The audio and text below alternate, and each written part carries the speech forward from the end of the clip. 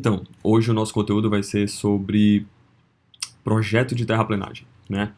Então, aqui no projeto de terraplenagem, né, entram as seguintes considerações iniciais. Já terminamos, né, o nosso traçado horizontal, já calculamos as nossas curvas, né, horizontais lá da nossa planta. Depois, com isso daqui pronto, mais o projeto, mais a parte de topografia, né, nós geramos aqui, ó, tem o terreno natural, né, e nós vamos lá e projetamos o nosso grade, né, nossa linha de projeto, né.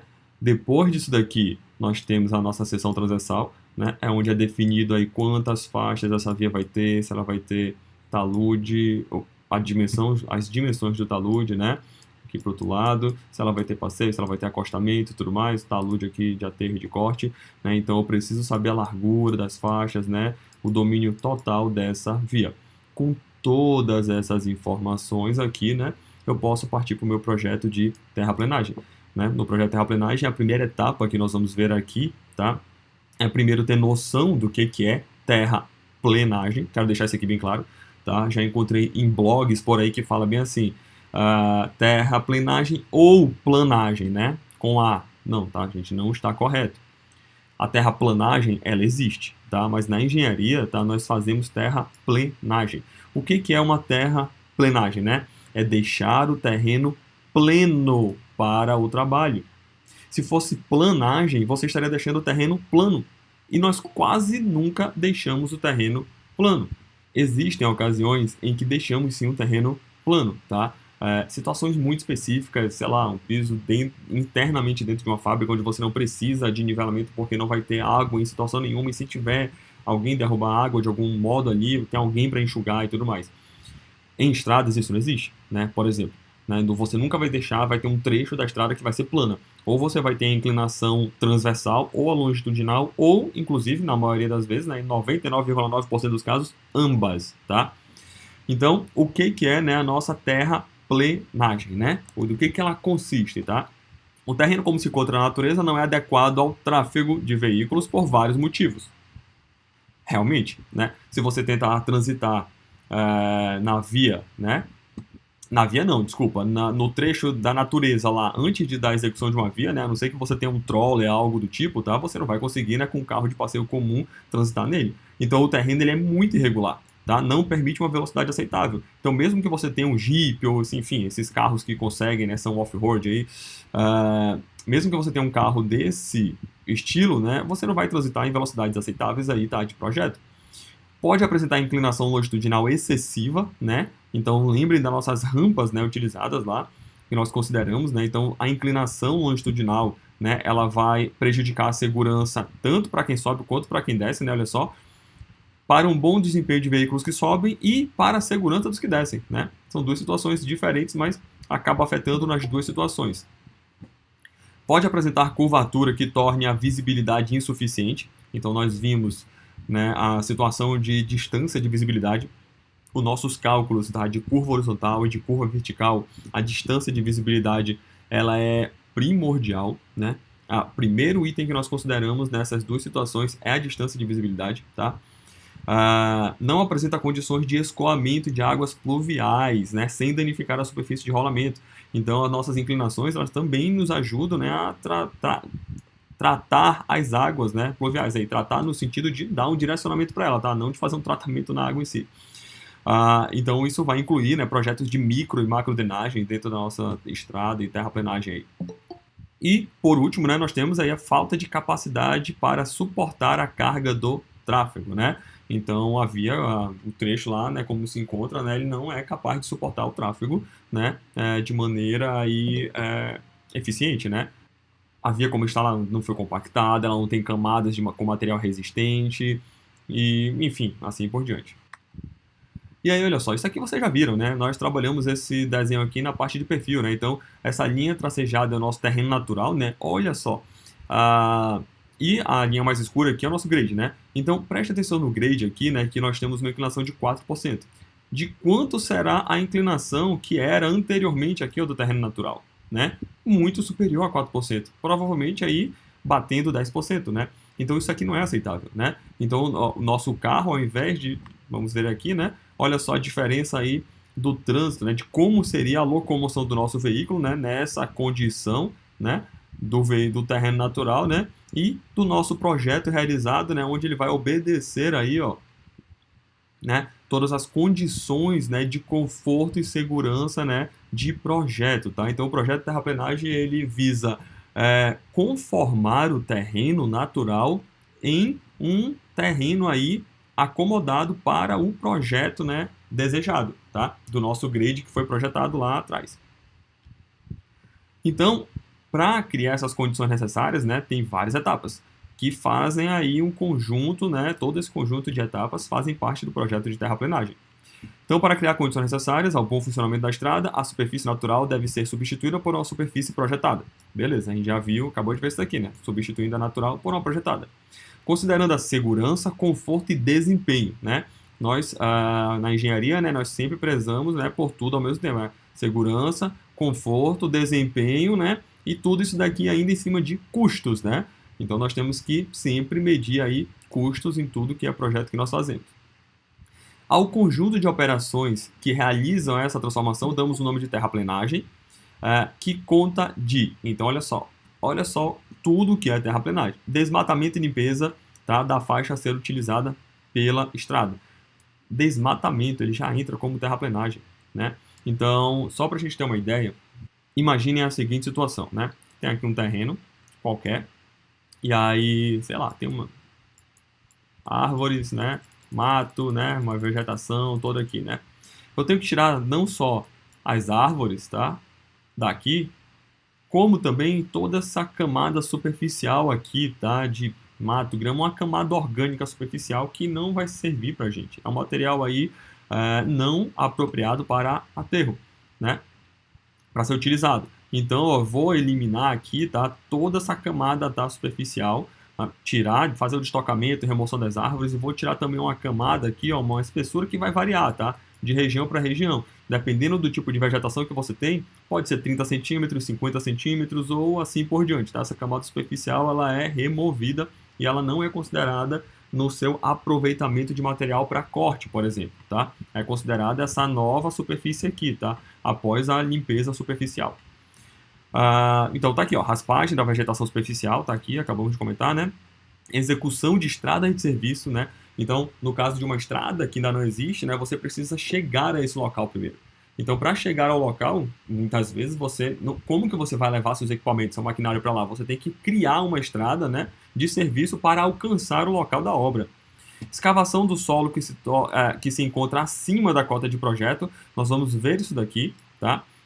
Essas três partes aqui, ó, escavação, transporte, aterro e compactação, tá? 4 na verdade, são aqui os itens essenciais que a gente vai trabalhar, até vai comentar mais sobre isso. Então, a escavação do solo que está acima da cota de projeto, transporte desse material escavado, né? Ele não pode simplesmente ficar ali, em qualquer lugar, tá? Aterro nos locais onde o terreno está abaixo do projeto, compactação desse aterro, não adianta eu só jogar lá a terra, né? Eu preciso realizar uma compactação, conformação da plataforma e dos taludes, né? Então, aquela modelagem, conformação da plataforma e do talude, né? Então, eu tenho aqui o terreno que eu vou cortar, né? E aí, olha só, talude aqui, ó, plataforma da minha estrada e talude aqui de novo, né? Então, eu tenho o meu terreno lá todo irregular, né? Como ele era, e eu vou fazer aqui um serviço de terraplenagem e vou conformar, ó, exatamente como o projeto que eu quero, né? Abertura de valas para serviço de drenagem e abertura de cavas para fundação de obras civis, né? Todo tipo de obra civil, ó, fundação é essa parte. Pessoal, terraplenagem, a execução de terraplenagem, ela é algo muito caro, tá, de se fazer. E quando você pensa em estradas, né? Estradas é um serviço de terraplenagem, puramente, tá? Se você pensa em construções menores, né, que seja, você precisa, vai construir uma casa, beleza. Você precisa fazer um serviço de terraplenagem inicialmente naquele terreno, precisa abrir as valas ali, cavas, né, para executar a fundação, né, dessa residência ou prédio, enfim, de qualquer que seja, né, residencial ali, e leva uma boa despesa esse serviço inicial de terraplenagem, tá? Claro que o resto dos custos eles vão acabar sendo maiores, né, por ser uma construção vertical, mas em estradas, terraplenagem vai ser praticamente 90% do custo total da estrada, tá? Com relação ainda a essas situações, né? Então, o nosso maior custo, né, ele vai estar nesses 3 itens aqui, né, movimentação de terra, né? Então, o maior custo ele vai estar na escavação, transporte e compactação, é o que nós mais temos. E ainda digo mais, tá, gente? O maior custo estão nesses 3 itens, e esses 3 itens têm custos completamente diferentes um do outro, tá? Você não pode jamais misturar um com o outro aqui. Escavação, bota aí como se fosse compactação. Não, não existe isso, tá? A nossa orçamentação. Os custos aqui são completamente diferentes, a gente vai falar melhor daqui a pouco. O custo de terraplenagem é significativo em relação ao custo total da obra, principalmente em terrenos ondulados e montanhosos. Porque em terrenos ondulados e montanhosos você vai ter um número maior, né, de cortes e aterros, para você poder fazer a compensação das rampas máximas, né, que são permitidas. Se você tem um terreno, né, que ele tem uma regularidade ok aqui, né, seu projeto acompanha o terreno sem problema. Agora, se é um terreno, né, muito mais irregular, né, como é que você vai fazer ondulado, montanhoso, né? Como é que o seu projeto vai, né, ficar aqui, né? Então, você acaba tendo uma quantidade muito maior, né, olha só, de corte e aterro para ser realizado. Então, obviamente, o custo desse tipo de projeto aqui, ele é mais caro, tá, do que numa situação de um terreno mais plano, tá? A gente faz de tudo, tá, para racionalizar essa execução. O que é essa racionalização? Né? Tá no próximo item aqui, ó. Sempre que possível, aproveitar o material escavado nos cortes para a construção dos aterros, né? Então, essa racionalização é, olha só, eu cortei aqui. Então, ao realizar esse corte, né, eu vou fazer de tudo para aproveitar esse material para fazer esse aterro aqui, né? E assim por diante. Ó, esse material que eu usei aqui pode ser para cá, enfim. Não dá para a gente saber, só olhando essa imagem aqui, né, a melhor forma de aproveitamento do material, né? A gente teria que fazer uma análise da linha de Bruckner, né, que a gente vai ver mais lá para frente. Mas, né, o ideal é você fazer o maior aproveitamento possível. Se você tem que trazer material de jazidas que são mais distantes, é muito mais caro, né? O custo de você extrair esse material, fazer a escavação desse material, colocar num caminhão, transportar esse material por não sei quantos quilômetros e levar ele para aí, né, é muito mais caro do que você pegar o próprio material já disponível ali, né, na estrada e utilizá-lo, tá, como aterro, né, reaproveitar esse material, tá? Então, essa racionalização aqui é muito importante. Um projeto de estradas ideal, que é muito difícil isso acontecer, eu estou falando aqui uma utopia para vocês, né, é onde no final do projeto você não pegou material de nenhum outro lugar. E também não sobrou material, tá? Isso é importante. Você aproveitou todos os cortes nos seus aterros e você não teve sobra de material e também não faltou material, tá? Isso que eu estou falando para vocês é uma utopia, eu ainda não vi acontecer, tá? Ou acontece um ou outro, tá? Beleza. Aí a gente tem aqui seções transversais, tá? Após o projeto do grade, da superelevação e da superlargura, né? Então nós temos aí a finalização, né, completa aí, ó, do nosso perfil e da nossa seção. Isso que ele está falando aqui, né? Tem um grade, eu tenho a superelevação e tenho a superlargura. A plataforma, o terreno e taludes formam um polígono chamado seção transversal, tá? Em cada estaca nós temos uma seção. O conjunto definirá o volume de corte e aterro, tá? O conjunto total das seções, e há 3 tipos de seções. Bora fazer só algumas observações aqui, tá? Então, em cada estaca temos uma seção. Se nós olharmos lá o nosso estaqueamento da nossa estrada, né? Começando aqui no 0, aí vai 1, 2, 3, 4, e vai embora, né? Nosso estaqueamento aqui. Para cada estaca dessa, ó, eu tenho uma seção aqui, eu tenho uma seção aqui, eu tenho uma seção aqui para cada estaca. Isso não quer dizer que eu só vou ter seção onde eu tenho minhas estacas. Era para estar bem em cima, tá, gente? Essa linha aqui tá meio torta porque eu estou no mouse aqui, né? É difícil. Pode acontecer, tá, gente, de repente ter uma situação em que eu preciso adicionar mais uma seção aqui intermediária, né? Isso depende do nível de detalhes. Então, por exemplo, né? Imagine uma situação onde essa minha seção aqui é a seção 1 e a minha seção 2. Nas duas seções, eu tenho uma seção que é totalmente só de corte, tá? Nas dois casos. E aí, aqui no meio, né, quando eu fizer o cálculo, né, eu estou considerando só corte, então quer dizer que um volume total de corte aqui é muito grande. Só que bem aqui, ó, no meio, bem no meio das duas, né, vamos dizer que eu tenho uma falha, né, geológica que seja, então eu tenho um buraco muito grande aqui, né? E aqui, na verdade, essa seção ela seria de aterro e não de corte. Só que eu não enxergo nas outras duas seções. Então, se eu fizer o cálculo e não considerar essa seção especial aqui, essa seção extra, né, o meu volume, né, no final aí ele vai estar muito alterado, tá? Ele vai me dar uma margem, uma quantidade de corte muito maior do que o real, porque eu tenho um buraco aqui no meio. Então isso deve ser considerado, tá? Essas situações. Outras situações também é que nós sempre vamos ter seções no TS, no SC, nos pontos notáveis, sempre são pontos especiais, né, que aparecem aí as nossas seções, tá? São sempre criadas em cima dele também. Se eu tiver um TS exatamente aqui, né, então eu vou ter uma seção em cima dele. E no SC também, e assim por diante, tá? Eu preciso de um nível de detalhamento maior, tá? E aí eu vou pegar todas essas seções aqui e elas aqui vão me dar o volume total de corte e aterro, né? Os 3 tipos de seções que nós temos aqui, ó, em corte, aterro e mista, nós vamos ver agora. Então, com relação às nossas seções transversais, né? Nós temos aqui as seguintes situações. Então, olha só, na situação de corte, né?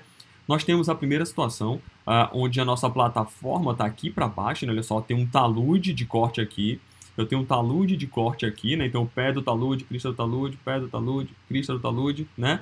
E todo esse solo, o terreno natural, ele passava aqui por cima, tá vendo? Esse tracejado, essa linhazinha mais fraca aqui em cima, né? Era a continuidade do terreno, ele passava por aqui, né? Só que agora, né, no meu serviço de terraplenagem, né? Eu preciso remover tudo que está aqui em cima, que está com essa achura aqui, né? Marcado, para deixar o terreno na minha cota de grade lá, ó. Olha só a minha cota do grade aqui, ó, né? Aqui embaixo, tá? Então a minha estrada ela está passando por aqui, ó. E tudo, a única coisa que eu enxergo nessa seção é corte. Então uma seção em corte. No segundo caso aqui de baixo, né? Aterro, tá? Então a seguinte situação é diferente. Nós temos aqui o terreno, né? Que ele passava aqui por baixo, olha só, né? E o meu grade, né? Minha linha de projeto está um pouco mais elevada em relação à linha do terreno. Então, ó, a minha plataforma, meu talude aqui é de aterro, né? Pé do talude, crista do talude, plataforma aqui, né? Definida pela cota do grade, linha de talude aqui de novo, né? Pé do talude aqui embaixo, crista do talude. Lembrando que sempre no pé e na crista nós temos dispositivos de drenagem, né? E eu tenho uma achura diferente aqui, porque essa achura aqui, diferente, é de aterro, né? Então, eu tenho que aterrar toda essa região aqui para alcançar a minha linha de grade, tá? Minha cota aí de projeto. E por último, nós temos a nossa seção mista, né? O que acontece na seção mista? Tanto corte quanto aterro, tá? Na mesma seção. Elas não são tão raras quanto parecem, tá? Elas aparecem mais do que se espera. Se espera não, né? Nós não temos esperança pra gente, tá? Na engenharia, tanto faz. A gente trabalha com todas as situações, né? Corte, aterro e mista. Só que tem uma consideração diferente. Quando eu tenho uma seção, nesse caso aqui de mista, eu sempre vou fazer de tudo para aproveitar esse material dessa seção na própria seção, tá? Ela tem essa prioridade, tá? Por quê? Porque é mais barato. É muito mais barato eu aproveitar esse material que já está aqui, ó, o mesmo equipamento aqui, eu só faço tirar daqui e jogar para cá, né, para realizar o aterro, em relação ao pegar, né, uma situação de corte, né, olha, eu vou pegar o material daqui, aí eu vou levar lá para a próxima seção lá na frente, né? Então, é essa situação aí a ser considerada aqui, tá? Na seção mista, né, nós temos aqui, ó, um talude que é de corte, tá? Crista e pé aqui, e um talude que é de aterro. Preste atenção que esse talude ele parece um pouco mais inclinado do que esse segundo talude aqui, tá? Normalmente talude de corte, tá? Ele tem proporções diferentes com relação a talude de aterro. Claro que isso depende muito do terreno, né? Da qualidade do terreno que você está trabalhando, tá? Mas o normal lá que nós encontramos, tá? Então quero deixar bem claro que isso não é um padrão para ser seguido sempre, né? Mas talude de corte ele vai ter uma proporção de 1 para 1 e talude de aterro ele vai ter uma proporção de 1 para 2, tá? Beleza, então nós temos corte e aterro na mesma seção. E aqui, chegamos aqui no nosso cálculo de áreas, tá? Então, o que acontece? Na verdade, nós temos seções, né? E essa seção, ela é em 2 dimensões. Então, já que essa seção é em 2 dimensões, nós vamos calcular inicialmente as áreas, para posteriormente calcularmos o aterro, né? Então, nós temos as áreas em metros quadrados, né? E o aterro em volume total, né? Desculpa, aterro não, volume total, né? De corte ou aterro que seja. Ele é dado em volumes, né, que é metro cúbico, tá? Então, no primeiro passo aqui que nós temos, a primeira coisa que ele fala é, ó, cuidado com seções mistas, né? Então, jamais vocês devem misturar um corte com um aterro, tá? Imaginem só uma abordagem aí no sistema, né, de uma seção aqui que é de corte. Eu vou trazer meu maquinário para cá, um maquinário de corte, dependendo se ele é a primeira, segunda ou terceira categoria, né? Eu vou basicamente remover esse material daqui, né, até ele atingir a cota lá de grade desejada. Se isso daqui é aterro, eu tenho que ter um material, um equipamento para trazer o meu material para cá, meu solo. Eu tenho que ter outro equipamento para espalhar esse material aqui no terreno, né, na área desejada. E eu tenho que ter outro equipamento, né, para compactar esse material aqui, de camada por camada, camadas de 20 centímetros, né, de acordo com o DENIT, 20 centímetros no máximo aí, até alcançar lá a cota desejada. Então, olha a diferença que nós temos, né, de executar um corte para executar um aterro, tá? Por isso, né, que nós deve ter cuidado, porque para não misturar uma coisa com a outra, tá? Corte e aterro. Nós temos algumas situações, algumas formas de fazer esse cálculo, tá? Então, claro que está dizendo aqui, né, para vocês, a fórmula de Gauss, né? Não é um polígono que a gente tem, né? Que foi mencionado, né? Então, pô, olha só, tem aqui meu terreno, e aí eu tenho aqui minha seção, aí eu tenho isso daqui, né? Eu posso fazer esse cálculo pegando cada um desses vértices aqui, né? Ó, e calculando essa área, né? Pela fórmula de Gauss. Segunda opção, dividir essa figura em figuras geométricas menores, né? Em trapézios aqui pequenininhos, aí você vai quebrando essa figura toda, né? E depois soma todas essas pequenas áreas aqui. E por último, que é o que só se utiliza hoje em dia, né? Programas computacionais. Então, AutoCAD, Civil 3D, Topograph, tudo que vocês imaginarem de programa, tá? Assistido por computador, CAD, né? Basicamente é isso, desenho assistido por computador, ele vai ter um sistema de calcular as áreas, né? Então você vai ter aqui a situação, tá aqui o terreno, você vai pedir lá, vai dar o comando de cálculo de área, aí vai clicar aqui dentro, selecionar aqui dentro, e pronto, ele vai te dar toda essa área interna aqui de uma forma muito rápida e direta. Alguns outros programas, eles já fazem um cálculo direto das seções, todas. Mas é muito importante você ter o conhecimento, né, de saber se aqueles volumes que o programa está te dando, né, estão perfeitamente corretos, tá? De vez ou outra é necessário fazer umas correções pontuais, tá? Então não adianta só, o programa faz tudo isso, né? Se você não tiver o conhecimento, né, podem acontecer erros aí, que com certeza vocês já ouviram muitas histórias, né, sobre erros onde o camarada confiou totalmente no computador, né, fazendo lá o projeto em cima dele e depois, né, aconteceu alguma divergência, vamos colocar assim, né?